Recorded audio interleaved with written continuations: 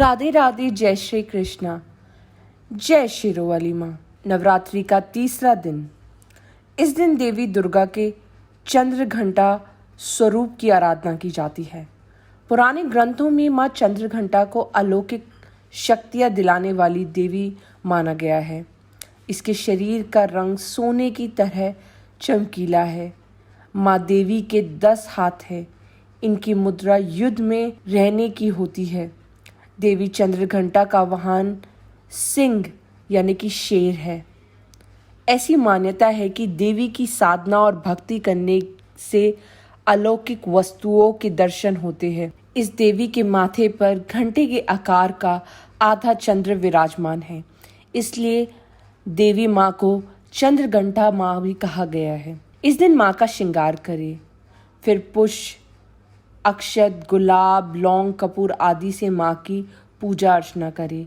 चाहे तो एक चौकी पर साफ वस्त्र बिछाकर माँ चंद्रघंटा की प्रतिमा को स्थापित करें। यदि आपके पास माँ की प्रतिमा ना हो तो आप माँ का ध्यान करके भी पूजा कर सकते हैं।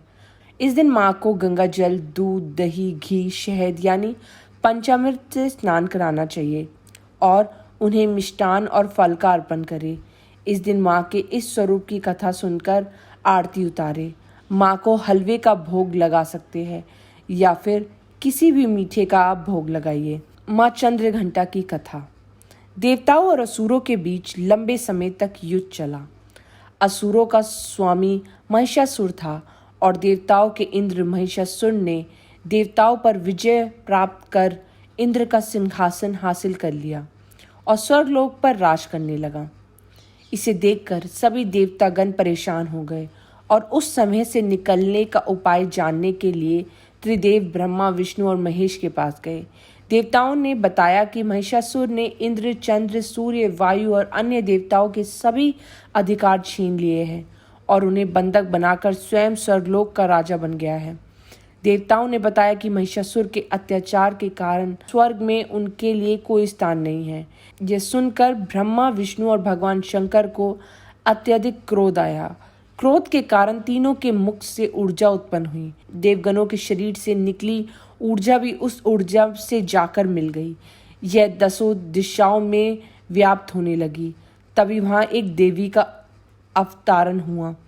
भगवान शंकर ने देवी को त्रिशूल और भगवान विष्णु ने चक्र प्रदान किया। इसी प्रकार अन्य देवी देवताओं ने भी माता के हाथों में अस्त्र शस्त्र सजा दिए। इंद्र ने भी अपना वज्र और ऐरावत हाथी से उतरकर एक घंटा दिया। सूर्य ने अपना तेज और तलवार दिया और सवारी के लिए शेर दिया। देवी अब महिषासुर से युद्ध के लिए पूरी तरह से तैयार थी।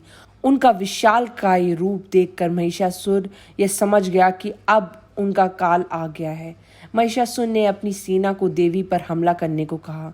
अन्य दैत्य और दानवों के दल भी युद्ध में कूद पड़े।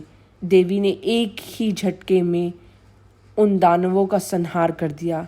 इस युद्ध में महिषासुर तो मारा ही गया, साथ में अन्य बड़े दानवों और राक्षसों का संहार माँ ने कर दिया। इस तरह माँ ने सभी देवताओं को असुरों से अभयदान दिलाया। तो बोलिए माँ चंद्रघंटा की जय। जय माँ शेरों वाली। आप भी तीसरे नवरात्रि के दिन माँ चंद्रघंटा की पूजा अवश्य करिए। जय माँ दुर्गा, जय शेरों वाली माँ।